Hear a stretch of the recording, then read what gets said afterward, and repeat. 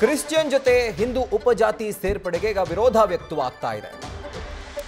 ರಾಜ್ಯಪಾಲರಿಗೆ ದೂರು ಕೊಡೋಕೆ ಬಿಜೆಪಿ ನಾಯಕರ ನಿಯೋಗ ಮುಂದಾಗಿದೆ. ಸಂಸದ ಯದುವೀರ್ ಒಡೆಯರ್ ಅವರ ನೇತೃತ್ವದ ನಿಯೋಗ ಈಗ ರಾಜ್ಯಪಾಲರಿಗೆ ದೂರನ್ನ ಸಲ್ಲಿಕೆ ಮಾಡಿದೆ. ಉಪಜಾತಿ ಸೇರ್ಪಡೆ ಗೊಂದಲಕ್ಕೆ ಮಧ್ಯಪ್ರವೇಶ ಮಾಡಬೇಕು ಅಂತ ಹೇಳಿ ರಾಜ್ಯಪಾಲರನ್ನ ಒತ್ತಾಯಿಸಿದ್ದಾರೆ. ಜಾತಿಗಳ ಪದವನ್ನ ತೆಗೆಸೋಕೆ ಸರ್ಕಾರಕ್ಕೆ ನೀವು ಡೈರೆಕ್ಷನ್ ಕೊಡಬೇಕು ಅಂತ ಹೇಳಿ ಮನವಿ ಮಾಡಿದ್ದಾರೆ. ಕಾಲ್ನಡಿಗೆ ಮೂಲಕ ಕ್ಯಾಪಿಟಲ್ ಹೋಟೆಲ್ನಿಂದ ರಾಜಭವನಕ್ಕೆ ಆಗಮಿಸಿ ಬಿಜೆಪಿಯ ನಿಯೋಗ ದೂರು ಸಲ್ಲಿಸಿದೆ ರಾಜ್ಯಪಾಲರಿಗೆ. ಹಾಗೂ ಲಿಂಗಾಯತ ಜೊತೆಗೆ ಬೇರೆ ಬೇರೆ ಜಾತಿಗಳ ಜೊತೆಗೆ ಇನ್ನು ಕ್ರಿಶ್ಚಿಯನ್ ಅನ್ನುವಂಥ ಒಂದು ಪದ ಸೇರ್ಪಡೆಯಾಗಿತ್ತು. ಅಂದರೆ ಸಮೀಕ್ಷೆ ಏನು ಮಾಡಬೇಕು ಅಂತ, ಮರು ಸಮೀಕ್ಷೆ ಮಾಡಬೇಕು ಅಂತ ಏನು ಸರ್ಕಾರ ತೀರ್ಮಾನ ಮಾಡಿದೆ ಇದೇ ಸೆಪ್ಟೆಂಬರ್ 22ರಿಂದ.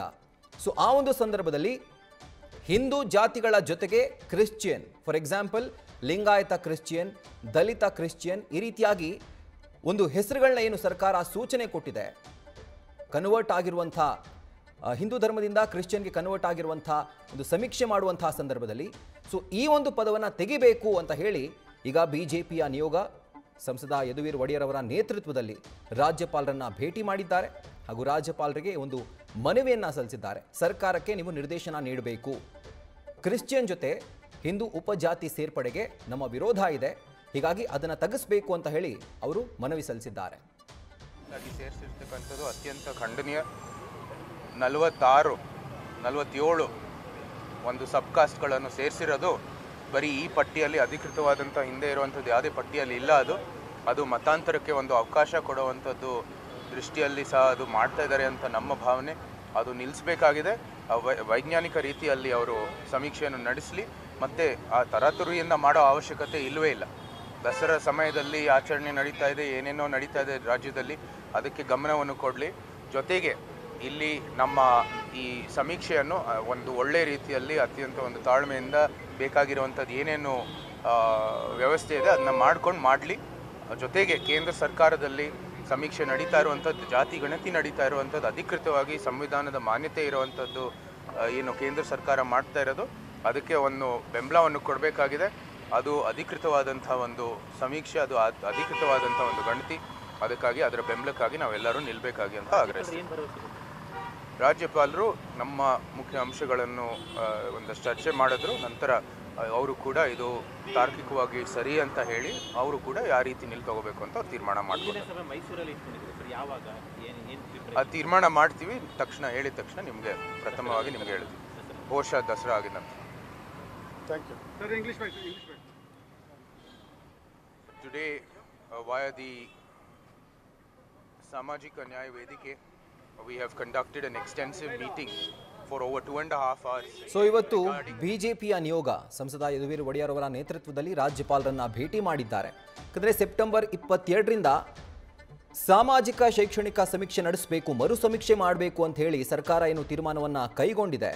ಸೊ ಒಂದು ತೀರ್ಮಾನದಲ್ಲಿ ಸಮೀಕ್ಷೆಗೆ ಬರುವಂಥವರು ಅಕಸ್ಮಾತ್ ಏನಾದರೂ ಹಿಂದೂ ಧರ್ಮದಿಂದ ಕ್ರಿಶ್ಚಿಯನ್ಗೆ ಕನ್ವರ್ಟ್ ಆಗಿದ್ರೆ ಅವರ ಮೂಲ ಜಾತಿ ಏನಿದೆ, ಕುರುಬ ಆಗಿರ್ಬೋದು, ದಲಿತ ಆಗಿರ್ಬೋದು, ಅಥವಾ ಲಿಂಗಾಯತರಾಗಿರ್ಬೋದು, ಈ ರೀತಿಯಾಗಿ ಆ ಜಾತಿಯ ಜೊತೆಗೆ ಕ್ರಿಶ್ಚಿಯನ್ ಅನ್ನುವಂಥ ಒಂದು ಪದ ಸೇರ್ಪಡೆಗೆ ಈಗ ಬಿಜೆಪಿ ವಿರೋಧವನ್ನು ವ್ಯಕ್ತಪಡಿಸಿರೋದು. ಸೊ ಮೂಲ ಧರ್ಮದವರು ಬೇರೆ ಧರ್ಮಕ್ಕೆ ಕನ್ವರ್ಟ್ ಆದಂತಹ ಸಂದರ್ಭದಲ್ಲಿ ಆಗ ಅವರು ಆ ಧರ್ಮದವರು ಆಗ್ತಾರೆ. ಹಿಂದೂ ಧರ್ಮದ ಅಂದರೆ ಉಪಜಾತಿಯ ಹೆಸರು ಯಾಕೆ ಸೇರಿಸಬೇಕು ಅನ್ನುವಂಥದ್ದು ಬಿಜೆಪಿಯ ಒಂದು ಮನವಿಯಾಗಿದೆ. ಇದರ ಕುರಿತಾಗಿ ಶಾಸಕ ಸುನಿಲ್ ಕುಮಾರ್ ಅವರು ಕೂಡ ಮಾತನಾಡಿದ್ದಾರೆ. ಬನ್ನಿ ನೋಡೋಣ.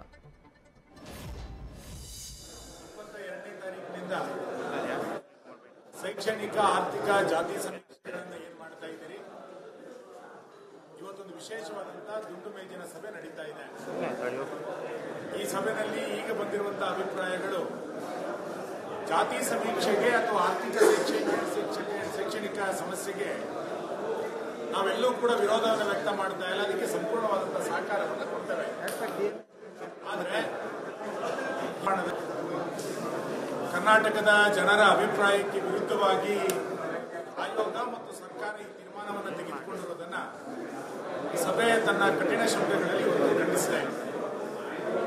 ಹೊಸ ಜಾತಿಗಳನ್ನು ಸೃಷ್ಟಿ ಮಾಡಬೇಕಾದ್ರೆ ಅಥವಾ ಇಂಥ ಜಾತಿ ಇಂಥ ಕಡೆಗಳಲ್ಲಿ ಇರಬೇಕು ಅನ್ನುವಂಥ ನಿರ್ಣಯವನ್ನು ತೆಗೆದುಕೊಳ್ಳಬೇಕಾದ್ರೆ ಕುಲಶಾಸ್ತ್ರದ ಅಧ್ಯಯನ ಆಗಬೇಕು, ಇಲಾಖೆಗಳಲ್ಲಿ ಚರ್ಚೆ ಆಗಬೇಕು. ನಂತರ ಶೈಕ್ಷಣಿಕ ಆರ್ಥಿಕ ಜಾತಿ ಸಮೀಕ್ಷೆಗಳನ್ನು ಏನು ಮಾಡ್ತಾರೆ ಇವತ್ತೊಂದು ವಿಶೇಷವಾದಂತಹ ದುಂಡು ಮೇಜಿನ ಸಭೆ ನಡೀತಾ ಇದೆ.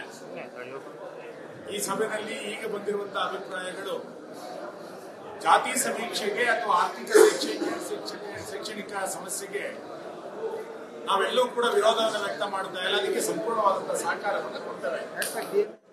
ಆದರೆ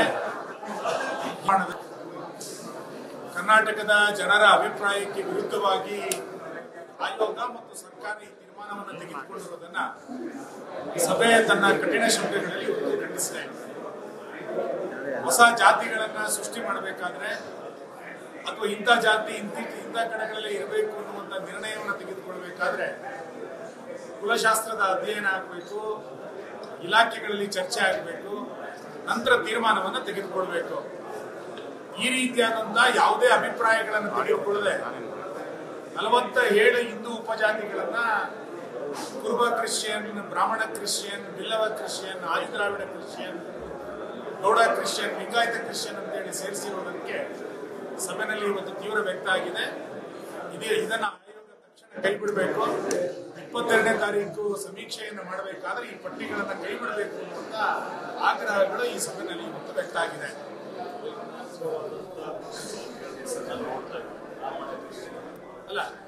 ಬಿಜೆಪಿಯ ಶಾಸಕರಾಗಿರುವಂತಹ ಸುನಿಲ್ ಕುಮಾರ್ ಅವರು ಮಾತನಾಡ್ತಾ ಹೇಳ್ತಾ ಇದ್ರು, ಸೊ ಈ ರೀತಿಯಾಗಿ ಹೊಸ ಜಾತಿಯನ್ನ ಸೃಷ್ಟಿ ಮಾಡುವಂತಹ ಸಂದರ್ಭದಲ್ಲಿ ಬೇಸಿಕ್ ಆಗಿ ಏನೆಲ್ಲ ಒಂದು ಹೋಮ್ವರ್ಕ್ ಮಾಡ್ಕೊಳ್ಬೇಕು, ಸರ್ಕಾರ ಅದನ್ನು ಮಾಡ್ಕೊಳ್ಬೇಕು. ಅಂದರೆ ಕುಲಶಾಸ್ತ್ರದ ಅಧ್ಯಯನ ಆಗಬೇಕು, ಇಲಾಖೆಗಳಲ್ಲಿ ಚರ್ಚೆ ಆಗಬೇಕು, ಸಮಾಜ ಕಲ್ಯಾಣ ಇಲಾಖೆ ಇದರಲ್ಲಿ ಇನ್ವಾಲ್ವ್ ಆಗಬೇಕು. ಆದರೆ ಯಾವುದು ಕೂಡ ಆಗಿಲ್ಲ. ಅದೆಲ್ಲವನ್ನು ಕೂಡ ಮಾಡ್ದೇನೆ ಸರ್ಕಾರ ಏಕಾಏಕಿ ಹೊಸ ಜಾತಿಗಳ ಸೃಷ್ಟಿಗೆ ಮುಂದಾಗಿದೆ. ಸೊ ಹೀಗಾಗಿ ನಮ್ಮ ವಿರೋಧ ಇದೆ. ಮೂಲ ಧರ್ಮವನ್ನು ಬಿಟ್ಟು ಬೇರೆ ಧರ್ಮಕ್ಕೆ ಕನ್ವರ್ಟ್ ಆದಂತಹ ಸಂದರ್ಭದಲ್ಲಿ ಆ ಧರ್ಮದವರು ಆಗ್ತಾರೆ. ಆದರೆ ಮೂಲ ಜಾತಿಯ ಹೆಸರು ಯಾಕೆ ಸೇರ್ಪಡೆ ಆಗಬೇಕು ಅನ್ನುವಂಥದ್ದು ಬಿಜೆಪಿಯ ವಿರೋಧವಾಗಿದೆ. ಡೀಟೇಲ್ಸ್ ಅನ್ನು ಕೊಡ್ತಾ ಹೋಗ್ತಾರೆ ನಮ್ಮ ಪ್ರತಿನಿಧಿ ಗಣಪತಿ. ಇದರ ಕುರಿತಾಗಿ ಗಣಪತಿ, ಬಿಜೆಪಿ ನಿಯೋಗ ಇವತ್ತು ಭೇಟಿ ಮಾಡಿ ರಾಜ್ಯಪಾಲರನ್ನ ಮನವಿಯನ್ನ ಸಲ್ಲಿಕೆ ಮಾಡಿದೆ. ಆದರೆ ಸರ್ಕಾರ ಈ ಒಂದು ಮನವಿಗೆ ಸ್ಪಂದಿಸುತ್ತಾ ಬಗ್ಗುತ್ತಾ ಹಾಗಿದ್ರೆ ಇವರ ಒಂದು ವಿರೋಧಕ್ಕೆ?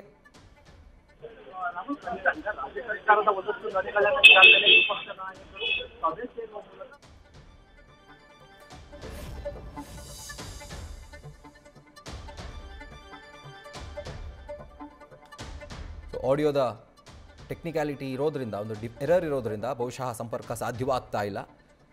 ಆ್ಯಂಡ್ ಈಗ ಬಿಜೆಪಿಯ ನಿಯೋಗ ಈಗಾಗಲೇ ರಾಜ್ಯಪಾಲರನ್ನ ಭೇಟಿ ಮಾಡಿ ಆ ಮನವಿಯನ್ನು ಸಲ್ಲಿಸಿದೆ. ಅಂದರೆ ಮೂಲ ಜಾತಿಯ ಹೆಸರು ಯಾಕೆ ಬೇಕು, ಉಪಜಾತಿಯನ್ನು ಕೈ ಬಿಡಬೇಕು. ಅಕಸ್ಮಾತ್ ಒಂದು ಧರ್ಮದಿಂದ ಇನ್ನೊಂದು ಧರ್ಮಕ್ಕೆ ಕನ್ವರ್ಟ್ ಆದಂತಹ ಸಂದರ್ಭದಲ್ಲಿ ಮೂಲ ಧರ್ಮದ ಹೆಸರು ಅಥವಾ ಆ ಉಪಜಾತಿಯ ಹೆಸರು ಯಾಕೆ ಬೇಕು ಅಂತ ಬಿಜೆಪಿ ವಿರೋಧ ವ್ಯಕ್ತಪಡಿಸ್ತಾ ಇದೆ. ಮತ್ತೊಮ್ಮೆ ಡೀಟೇಲ್ಸ್ ಕೊಡೋದಕ್ಕೆ ಸಂಪರ್ಕದಲ್ಲಿ ನಮ್ಮ ಕರೆಸ್ಪಾಂಡೆಂಟ್ ಗಣಪತಿ ಈಗ ಜಾಯ್ನ್ ಆಗ್ತಾ ಇದ್ದಾರೆ. ಗಣಪತಿ, ಈಗ ಬಿಜೆಪಿಯ ನಿಯೋಗ ಭೇಟಿ ಮಾಡಿದೆ ರಾಜ್ಯಪಾಲರನ್ನ, ಮನವಿಯನ್ನು ಸಲ್ಲಿಕೆ ಮಾಡಿದೆ. ರಾಜ್ಯಪಾಲರು ಡೈರೆಕ್ಷನ್ ಕೊಟ್ಟರೂ ಕೂಡ ಸರ್ಕಾರ ಇದನ್ನು ತೆಗೆದುಕೊಳ್ಳುವಂತಹ ಸ್ಥಿತಿಯಲ್ಲಿ ಇದೆಯಾ ಅಥವಾ ಈ ಒಂದು ಒತ್ತಡಕ್ಕೆ ಮಣಿಯುತ್ತಾ ಅಂತ? ಖಂಡಿತ ಸರ್ಕಾರದ ನಡೆಯನ್ನ ಈಗಾಗಲೇ ಬಿಜೆಪಿ ಸಾಕಷ್ಟು ವಿರೋಧವನ್ನ ವ್ಯಕ್ತಪಡಿಸ್ತಿರುವಂಥದ್ದು. ಈ ನಿಟ್ಟಿನಲ್ಲಿ ರಾಜ್ಯಪಾಲರು ಕೂಡ ಈಗಾಗಲೇ ಬಿಜೆಪಿಯ ಹಿಂದುಳಿದ ಸಮುದಾಯದ ನಿಯೋಗ ಒಂದಷ್ಟು ದೂರನ್ನ ಕೊಟ್ಟಿದೆ.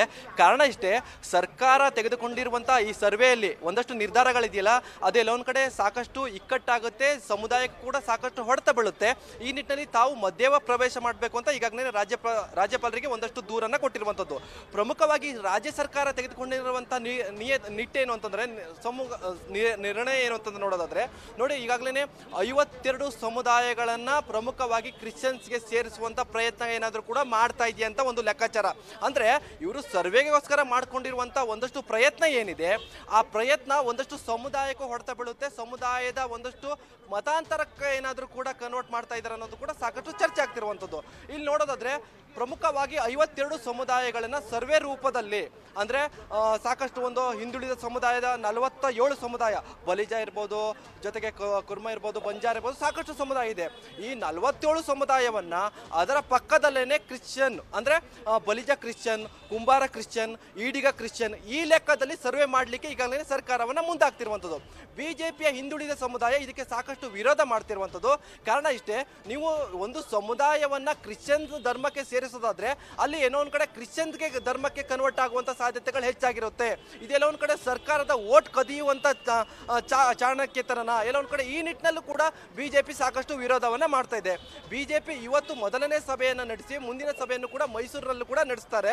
ಪ್ರಮುಖವಾಗಿ ಸರ್ವೆ ಸೆಪ್ಟೆಂಬರ್ 22ರಿಂದ ಆರಂಭ ಆಗುತ್ತೆ. ಹೀಗಾಗಿ ಅದಕ್ಕೂ ಮೊದಲನೇ ಸರ್ಕಾರ ತನ್ನ ನಿರ್ಧಾರದಿಂದ ವಾಪಸ್ ಸರಿಯುತ್ತಾ ಅಥವಾ ಹಿಂದೆ ಸರಿಯುತ್ತಾ ಅನ್ನೋದು ಕೂಡ ಸಾಕಷ್ಟು ಚರ್ಚೆ ಮಾಡಬೇಕಾಗುತ್ತೆ.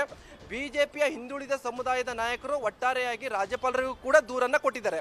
ಈ ನಿಟ್ಟಿನಲ್ಲಿ ಸರ್ಕಾರ ತನ್ನ ನಡೆಯನ್ನ ಬದಲಾಯಿಸುತ್ತಾ ಜೊತೆಗೆ ಸಮುದಾಯದ ಪರವಾಗಿ ನಿಲ್ಲುತ್ತಾ ಅನ್ನೋದು ಕೂಡ ಸಾಕಷ್ಟು ಕುತೂಹಲ ಇರುವಂಥದ್ದು. Rahul. Right Ganapati, thank you ಡೀಟೇಲ್ಸ್ಗೆ. ನ್ಯೂಸ್ ಫಸ್ಟ್ ನಿರ್ಭೀತಿಯಿಂದ ನಿಮ್ಮ ಪರವಾಗಿ.